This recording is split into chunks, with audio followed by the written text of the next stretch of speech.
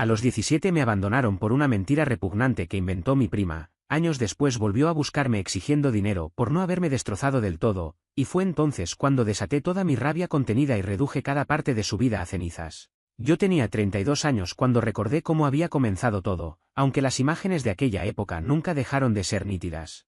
A mis 17, trabajaba medio tiempo en un taller mecánico en Phoenix, ganando $8 por hora. Era noviembre de 2010, un jueves por la noche, y acababa de terminar de cambiar los frenos de un Lexus. Llegué a casa alrededor de la medianoche, agotado pero tranquilo. Mi prima Imogen vivía 3 casas más abajo con mis tíos.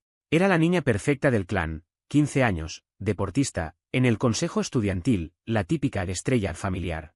Pero esa noche había faltado a clase para salir con un chico mayor, un alumno de último año con el que llevaba tiempo intentando impresionar. Un amigo de la familia la vio besándose con él en un estacionamiento del centro comercial y avisó a sus padres. Yo estaba en mi habitación jugando Call of Duty cuando empezaron los gritos. Mi ventana daba justo hacia su casa, y el alboroto era tan fuerte que hasta los vecinos podían escucharlo.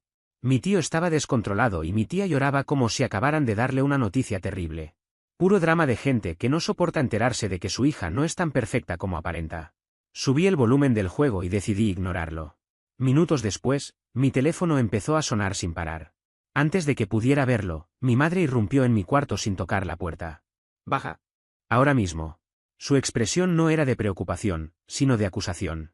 Bajé las escaleras y encontré a mis tíos sentados en el sofá. Imogen estaba con ellos, maquillada corrida, temblando como si hubiera vivido una tragedia real. Mi padre estaba de pie en una esquina, brazos cruzados, con esa cara de quien está a punto de ver a alguien recibir una paliza y no piensa intervenir. Mi tío habló primero, con una frialdad escalofriante. «Dile lo que nos dijiste». Imogen levantó la vista hacia mí. «Lo siento, Alistair», susurró. No quería decir nada, pero tenía miedo. Se me heló el cuerpo. ¿Miedo de qué? Él me ha estado enviando mensajes. Desde hace meses. ¿Mensajes? Sexuales. Tragó saliva. Hoy falté a la escuela porque dijo que si no lo veía, iba a enseñarle los mensajes a todo el mundo. El mundo se me inclinó. Eso no es cierto. Ni siquiera tengo tu número, le dije. Vimos los mensajes, intervino mi tía. Tu nombre, tu número, todo. Imogen había falsificado todo. Y aún así, nadie dudó ni por un segundo. ¿Estás llamando mentirosa a mi hija?, gruñó mi tío, levantándose. Medía más de 1,80 m y había jugado fútbol americano. Tenía la vena del cuello marcada por la furia. Sí, respondí. Eso es exactamente lo que estoy diciendo. Él dio un paso hacia mí como si fuera a golpearme. Eres un enfermo. Ella tiene 15 años. Yo repetí una y otra vez que no había hecho nada. Mi padre, que había estado callado, finalmente reaccionó. Dame tu teléfono. Se lo entregué, y él lo revisó delante de todos. No había absolutamente nada incriminatorio, porque no había pasado nada. Pero entonces Imogen soltó la frase que selló mi destino. Seguro los borró. Fue como si esa simple oración los hubiera convencido a todos. Ya no importaban los hechos. No importaba mi palabra. No importaba mi vida. Solo importaba la imagen de víctima perfecta que ella estaba fabricando. Mi madre lloraba, pero no por mí. Lloraba porque creía que Imogen había sufrido. Haz tus maletas, ordenó mi padre. No vas a dormir en esta casa. Intenté explicarme, pero no quiso escuchar. Me lanzó el móvil al pecho. Tienes 30 minutos. Lo que no quepa en tu coche, se dona mañana. Miré a mi madre una última vez. Ni siquiera me sostuvo la mirada.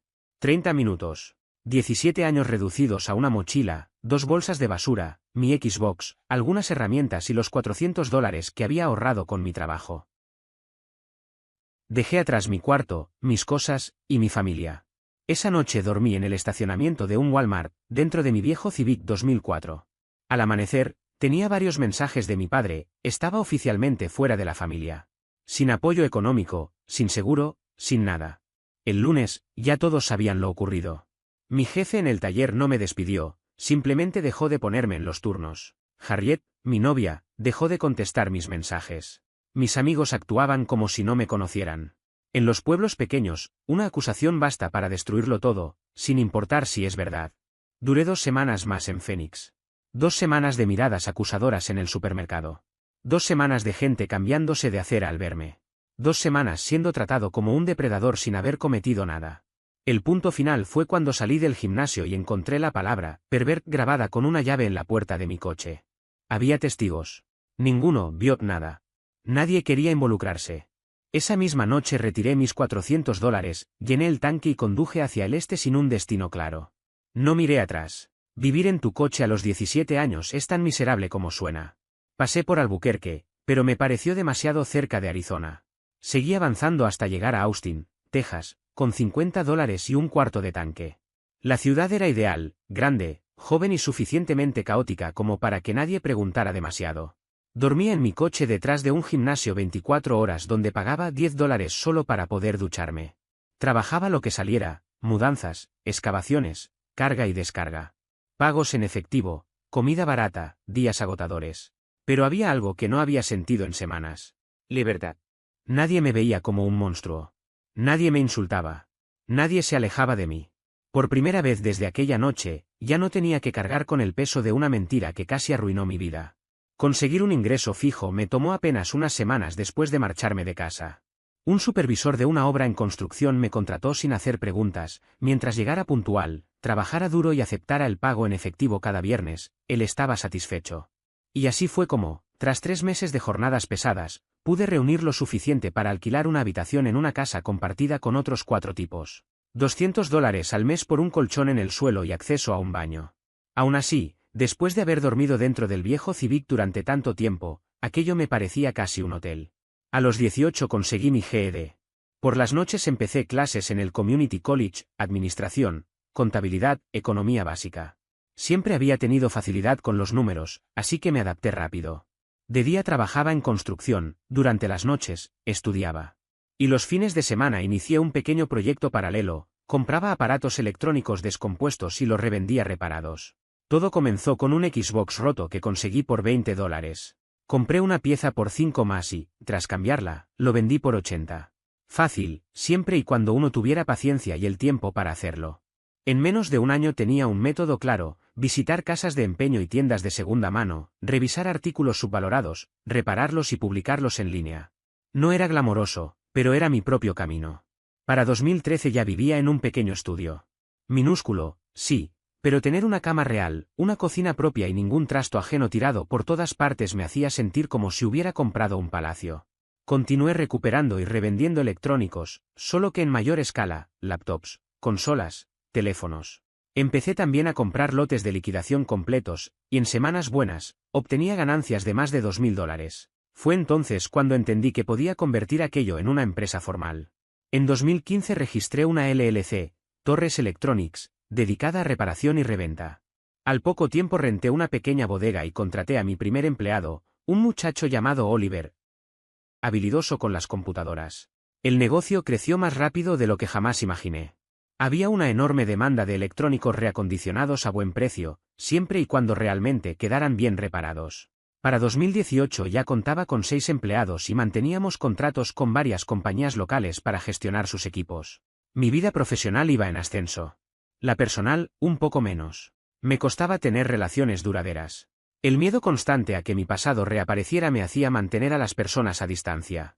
Salí un tiempo con algunas mujeres, pero evitaba que cualquiera se acercara demasiado como para empezar a preguntar por mi familia o por qué jamás mencionaba mi vida antes de los 17. Todo cambió en 2022, cuando conocí a Papi. Inteligente, directa y con un sentido del humor que podía iluminar una habitación entera. Fue ella quien me invitó a salir, y aquella iniciativa terminó por engancharme. Sabía que yo no mantenía contacto con mi familia, solo le comenté que hubo un conflicto serio cuando era joven y prefería mantenerme lejos. Ella no presionó. Dijo que todos arrastramos partes de nuestra historia que preferimos dejar atrás. A los 6 meses ya vivíamos juntos. Un año después, nos comprometimos. El negocio generaba alrededor de $300,000 de ganancia anual. Compré una casa, una buena camioneta, y tenía ahorros considerables. No me consideraba rico, pero sí alguien que había logrado construirse una vida decente sin ayuda de nadie. Desde los 17 lo había hecho todo solo. Ni un centavo heredado. Sin fondo universitario. Sin red de seguridad.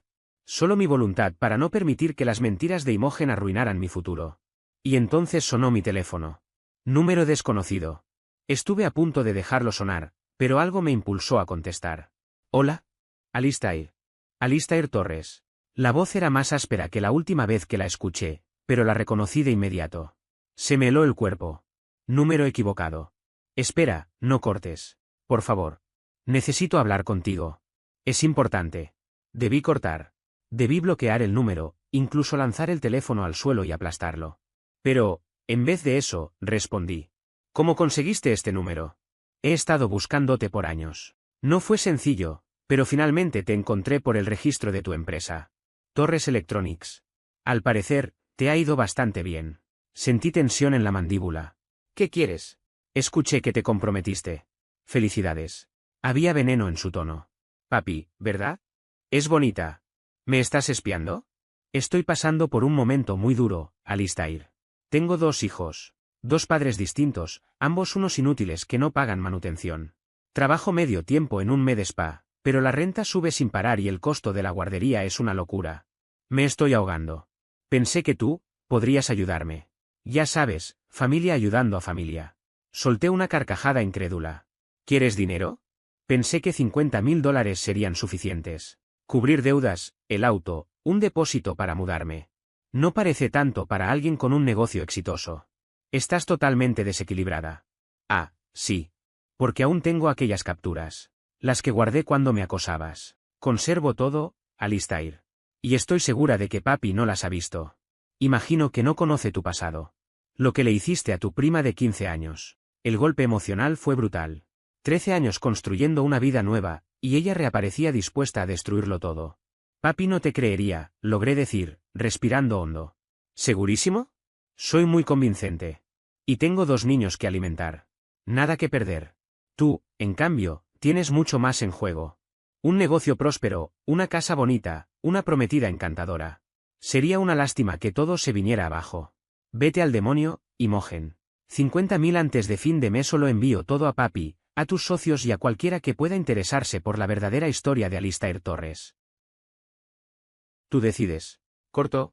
Me quedé mirando la pantalla, con las manos temblando.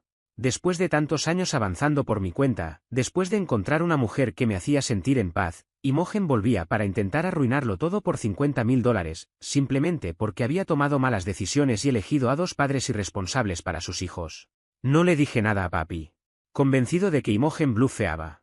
3 días después, papi llegó temprano del trabajo. Yo estaba en el garaje, reparando una laptop, cuando entró. Su expresión me heló, mezcla de repulsión, sorpresa y algo más difícil de descifrar. Papi, espera. Ella levantó su teléfono. Una tal Imogen me envió esto, dijo, con voz dura. Capturas de supuestos mensajes donde tú la acosabas cuando tenía 15 años. Es falso. Todo. Esa mujer está mintiendo. Dijo que dirías exactamente eso. Que llevas años huyendo. Que tu familia te dio la espalda por lo que hiciste. Porque ella inventó todo eso. Nunca envié esos mensajes. Jamás le hice nada. Mintió para cubrir sus propios actos y ahora quiere chantajearme. El rostro de papi no cambió ni un milímetro. Nunca mencionaste que tenías una prima. Nunca dijiste que te echaron de casa a los 17. Nunca hablaste de nada de esto. Porque eran mentiras. Me pasé 12 años construyendo una vida lejos de ese ambiente tóxico y de esa manipuladora. Ella levantó la mano. Detén tu versión ahora mismo. Sacudió la cabeza con una mezcla de incredulidad, desconfianza y una rabia tan contenida que parecía hacerle temblar los dedos. Fue un gesto lento, casi mecánico, como si estuviera intentando procesar algo que se negaba a aceptar. ¿Sabes qué? Dijo finalmente. Siempre supe que había algo raro. Algo no me cuadraba. Notaba que ocultabas cosas, que había partes de tu vida a las que nunca me dejabas entrar. Pero jamás imaginé que sería esto. Jamás pensé que llegarías tan lejos. Estás prefiriendo creerle a ella antes que a mí. No, respondí, obligándome a mantener la voz estable. No se trata de creerle a ella. Estoy creyendo en las pruebas, no en tus excusas. Me miró como si la hubiera traicionado de una forma irreparable, como si cada palabra fuese un golpe que no esperaba recibir. ¿Qué pruebas? Espetó con una risa amarga. ¿Unas capturas inventadas que cualquiera puede fabricar en 5 minutos? ¿Eso es lo que estás usando como fundamento para juzgarme? Tú ni siquiera hablas con tu familia. No mencionas a nadie. Nunca hablas de tu infancia, ni de tu pasado. Te pones tenso cada vez que alguien pregunta dónde creciste. Siempre pensé que eran problemas familiares, algo doloroso que preferías evitar. Pero esto, dio un paso atrás, como si necesitara mantener distancia. Esto lo explica todo. Su mirada era la de alguien que de pronto ve a un desconocido donde antes había visto a un compañero de vida. 2 años juntos reducidos a sospecha y vacío. Papi, dije, respirando hondo. Si no confías en mí, entonces no hay nada más que hablar. Se acabó. Un instante de silencio. Doloroso, frío, final. Estoy cansada, respondió ella, con una voz quebrada que intentaba sonar firme. Para mí, esto ya terminó hace tiempo. Solo no quería admitirlo. Se quitó el anillo de compromiso con una lentitud que pesó más que un grito. Lo dejó sobre el banco de trabajo, justo donde yo reparaba cosas que necesitaban arreglo.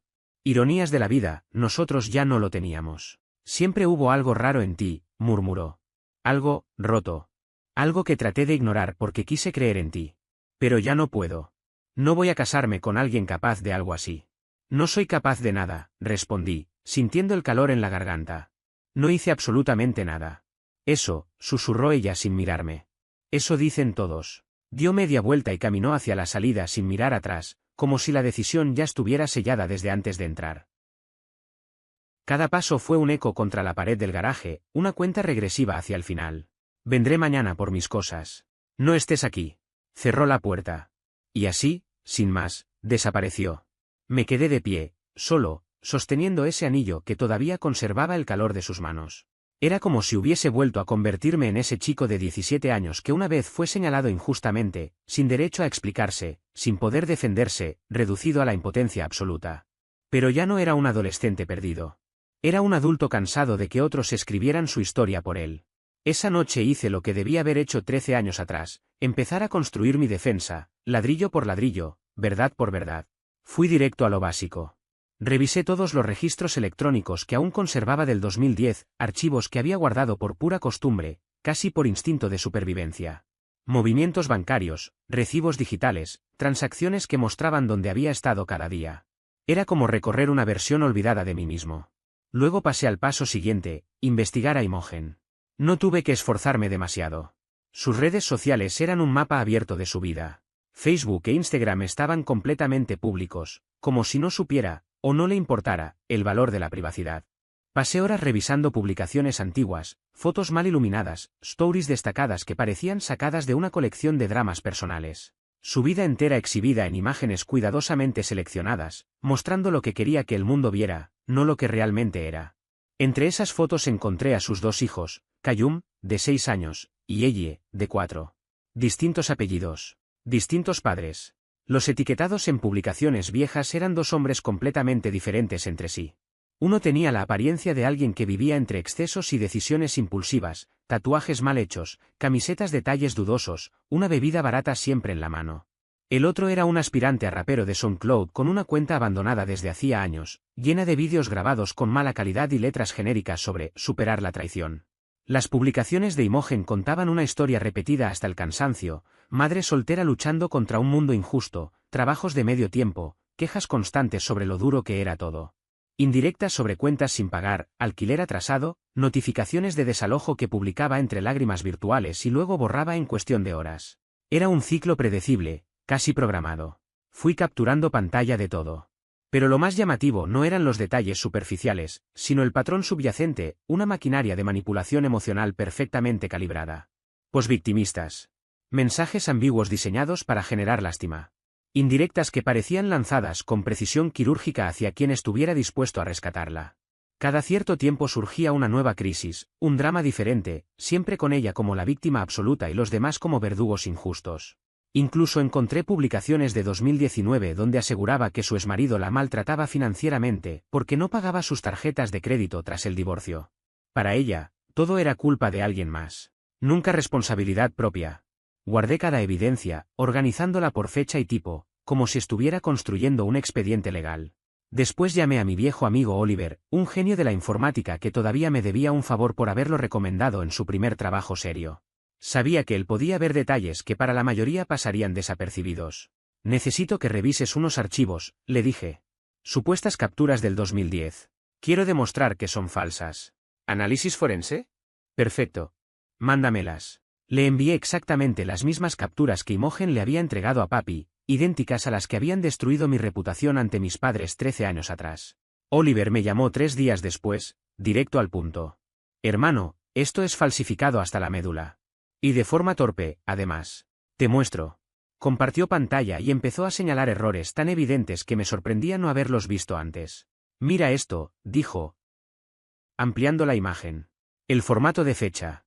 En 2010, los iPhone usaban un tono gris distinto y una fuente ligeramente diferente. Esto es estilo de iOS 9, que salió en 2015. Luego zoom en otra parte. Aquí, el icono de batería. Este diseño no existía en 2010. Apareció en 2014. En esa época era más rectangular. Error básico pero suficiente para demostrar que esto jamás salió de un teléfono de ese año. ¿Qué más ves? Pregunté, sintiendo por primera vez en días una luz de alivio. El número de teléfono. Dijiste que era tu antiguo número de Arizona. Pues no coincide con cómo el sistema guardaba contactos entonces. Esto parece escrito a mano en un generador de mensajes falsos. No proviene de una lista real. Siguió enumerando fallas técnicas que la mayoría de la gente nunca notaría. También revisé la resolución y la compresión. Estas imágenes han sido exportadas varias veces.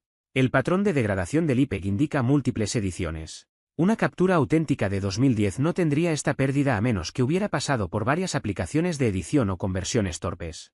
¿Puedes poner todo eso en un informe detallado? Pregunté. Ya lo estoy armando. Mañana te envío un desglose completo con anotaciones. Esto se sostiene incluso en un proceso legal. Perfecto. Gracias, Oliver. De nada. Quien intentó incriminarte era un aficionado. Dejó huellas por todas partes. Tenía todo lo necesario para destrozarla. Pruebas. Cronología. Testimonios indirectos. Todo. Pero aprendí algo esencial sobre la venganza. La evidencia por sí sola no siempre tiene impacto. Es más poderosa cuando son ellos mismos quienes se hunden con sus propias palabras. Necesitaba que Imogen dijera la verdad con su propia voz. Así que investigué las leyes de grabación. Texas permite el consentimiento de una sola parte. Mientras uno de los involucrados sepa que la conversación está siendo grabada, y en este caso era yo, la grabación es completamente legal y válida como prueba. Perfecto. Fui a una tienda de electrónica y compré una grabadora diminuta con forma de bolígrafo. Audio limpio, batería de 8 horas, diseño discreto. La probé una y otra vez, más de una docena de veces, hasta asegurarme de que captara cada palabra sin fallas. Luego pasé una semana entera planificando cómo acercarme a Imogen sin levantar sospechas. Necesitaba que se sintiera confiada. Necesitaba que se relajara. Necesitaba que hablara. Y esta vez, no pensaba dejar ningún cabo suelto.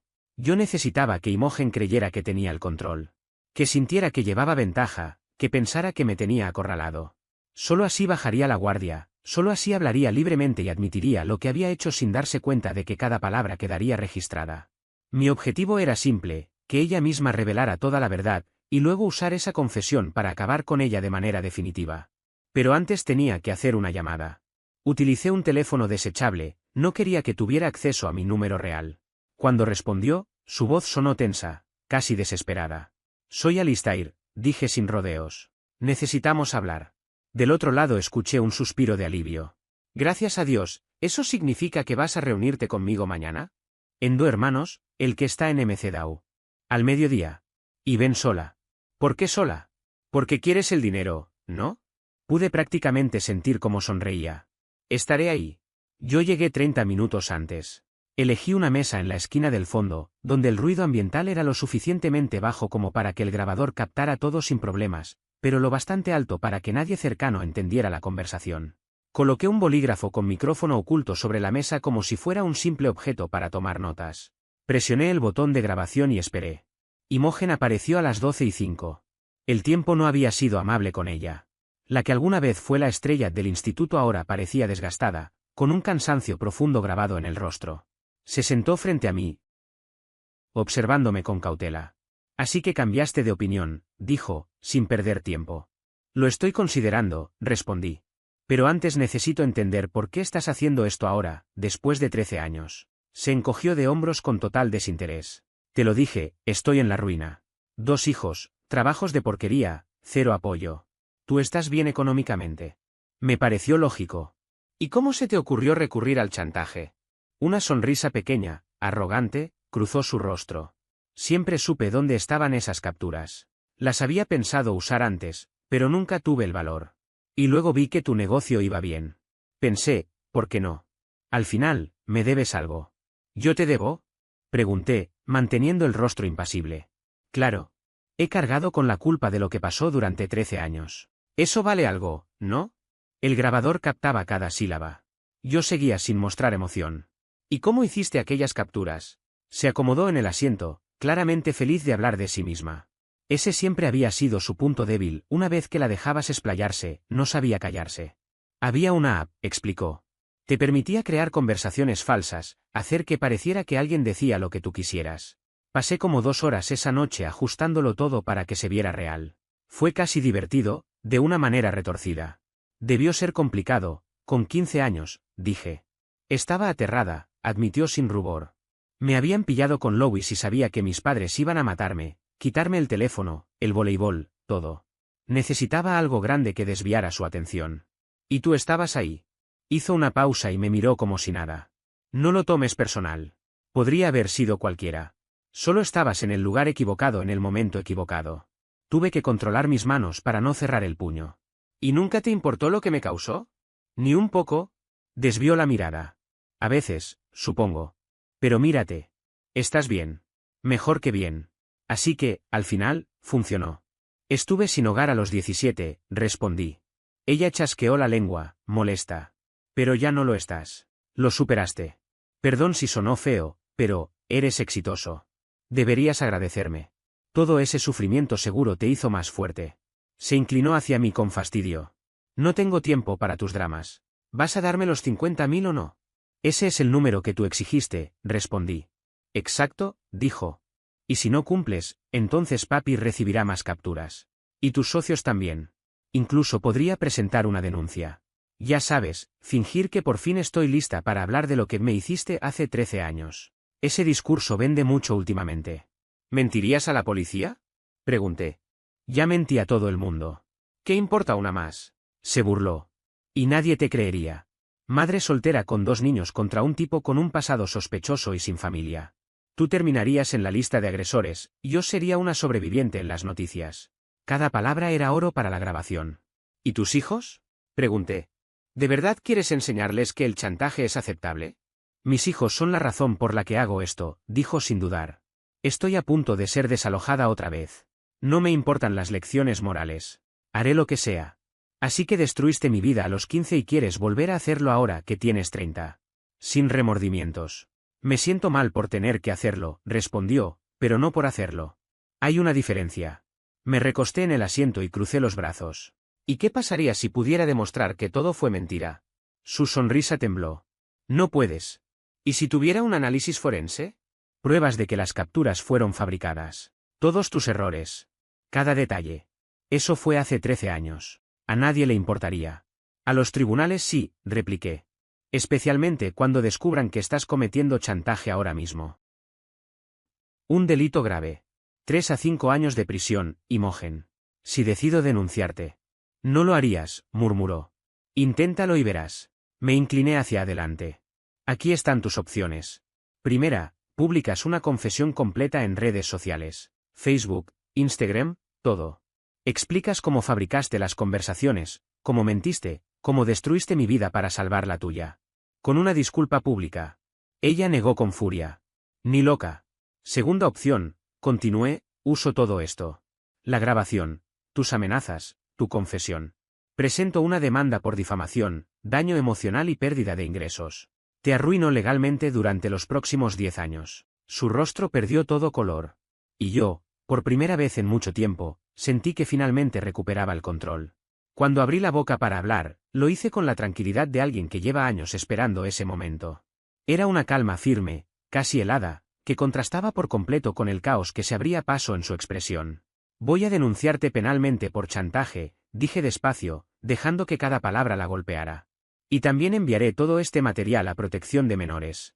Ellos deben saber quién está a cargo de esos niños. Si decides seguir con esto, me encargaré de desmantelar tu vida sin que me tiemble la mano.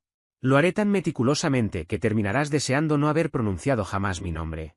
La transformación en su rostro fue instantánea. La seguridad con la que había intentado intimidarme se evaporó como si alguien hubiera apagado un interruptor. Ya no quedaba rastro de las estrategias que siempre usaba para manipular, solo había desconcierto, miedo y una desesperación creciente. Alistair, susurró, como si eso pudiera detener algo. No lo entiendes, continué con la misma serenidad. Estos son tus únicos caminos. O publicas la confesión, afrontas las consecuencias ante tus amigos, tu familia y quien sea que la lea, y cada uno sigue con su vida sin cruzarse. O decides pelear y te prometo que vas a pasar los próximos 13 años envuelta en problemas legales. Me aseguraré de que cada proceso sea largo, tedioso y devastador. Ya deberías haber pensado en tus hijos antes de intentar jugar con mi vida. Y con la de los míos. Ella empezó a temblar. Y supe que esta vez no se trataba de una actuación. No había ni una pizca de aquellas lágrimas calculadas con las que había engañado a todos 13 años atrás. Esta vez era miedo verdadero, crudo, desnudo. ¿Qué quieres que haga? Preguntó, casi sin aire. Que aceptes la realidad, respondí. Ahora mismo, estás completamente acorralada. No tienes margen para nada. Durante varios largos segundos, lo único que escuchamos fue el sonido lejano de platos y conversaciones en el restaurante. Luego, finalmente, se rindió. Está bien, dijo con voz temblorosa. La publicaré hoy. No, repliqué. La vas a escribir ahora mismo. Aquí. En tu teléfono. Y la vas a publicar antes de que yo salga por esa puerta. Y más vale que sea exhaustiva, clara y sin ninguna clase de excusa disfrazada de arrepentimiento infantil. Nada de era joven o estaba confundida. ¿Asumes todo? Sin matices. Con torpeza evidente, sacó su móvil. Le costó incluso desbloquearlo. Luego comenzó a escribir.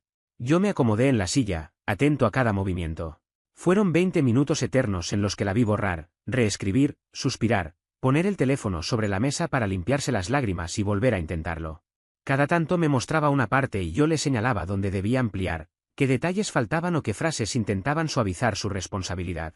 Se lo hice corregir todo hasta que quedó una confesión completa, directa y sin escapatoria alguna. Al final, con las manos temblando tanto que apenas podía sostener el móvil, me mostró el borrador. Súbelo, ordené. Alistair, mis amigos van a leer esto. Mi familia. Públicalo, repetí, sin levantar la voz. Ella presionó con el pulgar la pantalla. La publicación se hizo pública al instante en Facebook. Después, casi sin que yo se lo pidiera, la subió a Instagram. Yo encendí mi propio teléfono y tomé capturas de todo, la confesión completa, la hora exacta, todos los detalles necesarios para resguardar la evidencia. Todavía falta algo, añadí. Levantó la mirada con la expresión de alguien que ya ha perdido toda esperanza. Vas a enviar esta publicación a mis padres, a los tuyos y a toda la familia. Quiero que te asegures de que todos tengan acceso directo a lo que acabas de admitir. Alistair, por favor. Hazlo, dije con tono firme. O empiezo a llamar abogados desde aquí mismo. Ella obedeció. Creó un grupo familiar, pegó el enlace y lo envió. La reacción fue inmediata, mensajes que llegaban uno tras otro, todos cargados de sorpresa, rabia y decepción. Podía escuchar las vibraciones en su teléfono sin parar, como si las notificaciones quisieran escapar de la mesa. ¿Puedo irme ya? Preguntó, esta vez llorando de verdad, completamente derrotada. Me incliné un poco hacia ella. Una última condición. Si vuelves a contactarme aunque sea una sola vez, te denuncio. Si intentas retractarte, afirmar que te obligué, cambiar la historia, suavizarla, manipularla o victimizarte, tengo esta grabación, tengo todo lo que has dicho, y te juro que voy a arruinar tu estabilidad de una manera tan profunda que necesitarás terapia solo para recordar cómo se siente vivir sin miedo. ¿Está claro? Ella asintió con un movimiento mínimo, casi imperceptible. Clarísimo, murmuró. Bien. Veré. Tomó su bolso como si hubiera tocado algo que quemaba y salió prácticamente corriendo. Yo permanecí sentado unos minutos más, observando cómo los comentarios aparecían uno tras otro en sus publicaciones. Era como presenciar, en tiempo real, el derrumbe de la versión falsa que ella había construido durante más de una década. Mi tío escribió. ¿Cómo pudiste hacer algo así? ¿Mi tía? Jamás pensé que mentirías sobre algo tan grave. Mi madre preguntó por mi paradero. ¿Alguien tiene el número de Alistair? Necesito hablar con él. Incluso amigas cercanas de Imogen la increpaban con dureza. La llamaban manipuladora, irresponsable, egoísta. Decían que habían confiado en ella, que no podían creer que hubiese destruido mi vida sin remordimiento alguno. Y, para mi sorpresa, sentí alivio. Un alivio limpio, profundo. Algo que no había experimentado desde hacía 13 años. Pagué la cuenta, guardé la grabadora y salí del restaurante sintiéndome más ligero que nunca. En menos de un día, la confesión se había esparcido por todos los rincones posibles, nuestra familia, conocidos del pueblo donde crecimos, amigos de amigos, gente del entorno de Imogen. Las capturas circulaban como fuego descontrolado. Todos parecían tener algo que decir, y la mayoría estaba claramente de mi lado. Cuando su empleador se enteró, no tardó en actuar. Por lo visto, los centros estéticos no desean tener recepcionistas asociadas a acusaciones falsas tan graves. La despidieron a la semana. Su casero también lo vio. Ya llevaba 3 meses retrasada con el alquiler y la confesión fue suficiente para que él formalizara lo inevitable. Orden de desalojo en menos de 7 días. Sus amistades, las mismas que la habían apoyado durante años, comenzaron a abandonarla. Los comentarios se volvieron despiadados, la describían como alguien capaz de arruinar la vida de un inocente, de manipular, mentir y fingir durante años sin arrepentirse. Incluso sus padres, mis tíos, publicaron una declaración abierta, una disculpa pública hacia mí, admitiendo que fallaron, que me dejaron solo, que no hicieron nada cuando debieron haber intervenido, que creyeron sin cuestionar lo que jamás debió darse por hecho. Aún así, por mucho que agradecí las disculpas, era tarde. Muy tarde. Mis propios padres también intentaron comunicarse. No contesté. Dejaron varios mensajes de voz, mi madre llorando, suplicando que les llamara, mi padre, diciendo por primera vez que había fallado como padre, que debió escucharme, defenderme, apoyarme. Fue extraño escucharlo.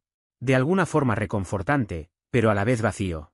Una confirmación que llegó más de una década tarde. Y aunque agradecí la validación, no cambió nada. Me abandonaron cuando más los necesité. Y ahora solo pedían perdón porque ya no podían ocultar la verdad. Eso no es amor. Es miedo. Es proteger su imagen, no a su hijo. Eliminé todos los mensajes sin siquiera pensarlo 2 veces. Papi apareció en mi casa 4 días después de que la confesión de Imogen se volviera viral. Yo estaba en el garaje, revisando inventario y poniendo en orden varias reparaciones pendientes, cuando escuché que llamaban a la puerta. No me giré de inmediato. Alistair, dijo ella en voz baja. Pensé que necesitabas espacio. Vi la confesión de Imogen, todo lo que admitió. Estoy arrepentida. Debí escucharte, debí creerte. Sé que ya pasó, pero, ¿podemos hablar? Me di la vuelta con calma, sin apresurarme. ¿Hablar? Respondí. Fuiste muy clara sobre dónde estabas parada. Me equivoqué, insistió. Quiero arreglar esto, quiero que lo arreglemos juntos. Tiraste 2 años a la basura porque una desconocida te mandó unas capturas, dije. La creíste sin cuestionar nada. Dijiste que yo era capaz de atacar a una menor de 15 años. ¿Por qué pensaría en arreglar algo así? Porque tú me quieres, susurró. Te quise. Pasado. Ya no. Volví a enfocarme en el portátil que estaba reparando.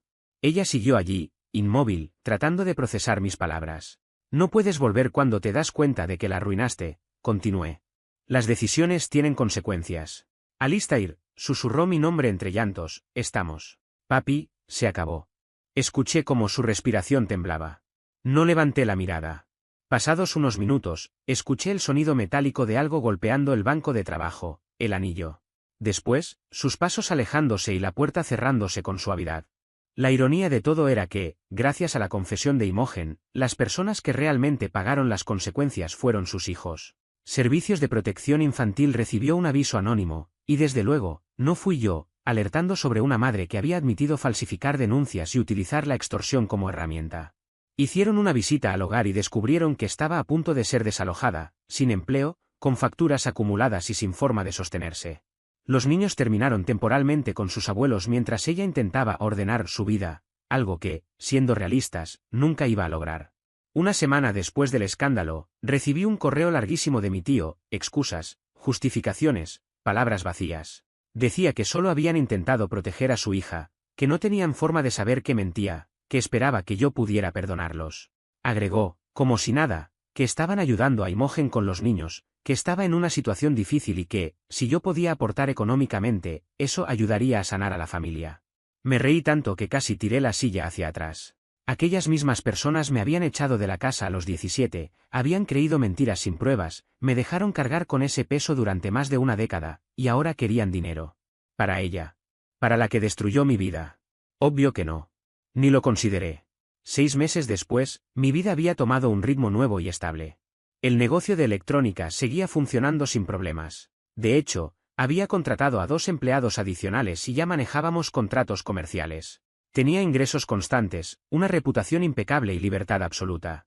Mientras tanto, lo único que sabía de Imogen era por comentarios que llegaban de terceros. Su situación era un completo desastre, sin trabajo, sin apartamento, viviendo con sus padres a los 29 años, sin poder recuperar a sus hijos porque no podía costear un lugar propio. Sus amistades desaparecieron. Su nombre estaba ligado para siempre a esa confesión pública. Intentó borrarla una vez, pero yo ya había guardado capturas y se las había reenviado a cada persona que había comentado. Me aseguré de que la verdad nunca desapareciera. Cada vez que un empleador buscaba su nombre, aparecía. Cada vez que alguien del pasado la buscaba, aparecía. Ella solita selló su destino.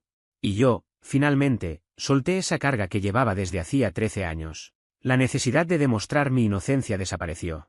La verdad estaba ahí afuera, las personas que importaban sabían lo que realmente ocurrió. No necesitaba a nadie. Tenía mi negocio, mi vida, mis proyectos, y todo lo había levantado por mí mismo.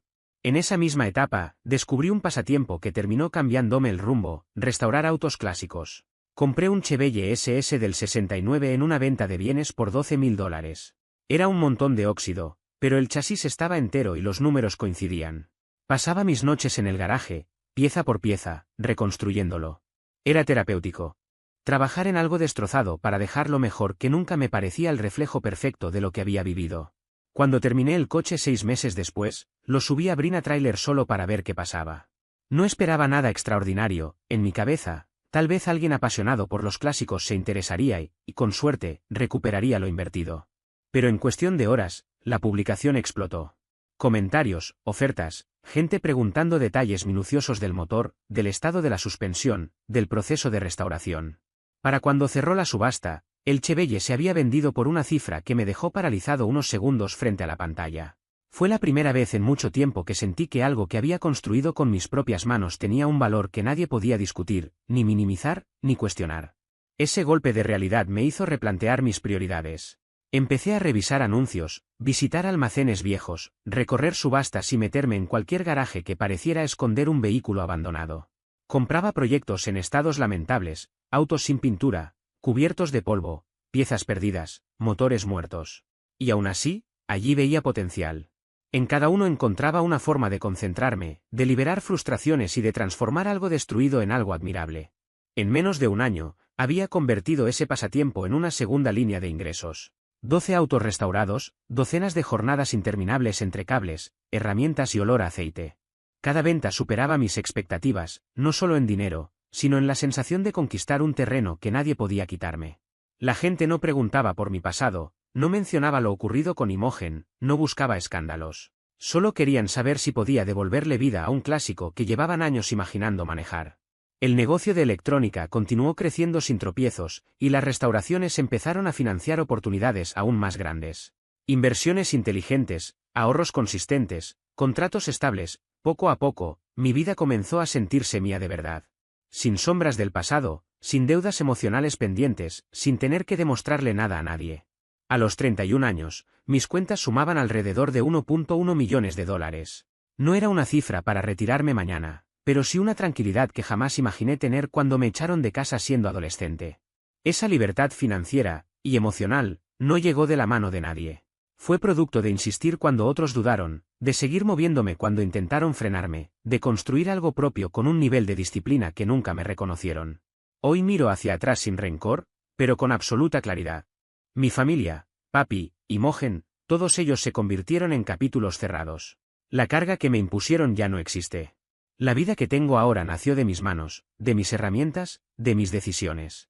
Y por primera vez, sentí que no necesitaba validar mi historia con palabras, bastaba con arrancar el motor de cualquiera de mis restauraciones para recordar que sobreviví, crecí y seguí avanzando sin ellos. No busco volver a ese pasado ni que vuelvan a mí. Ya no tienen espacio en la vida que estoy construyendo. Hoy, la única compañía que necesito es el rugido del motor de un clásico recién terminado y la certeza absoluta de que todo lo que tengo surgió de mi propio esfuerzo.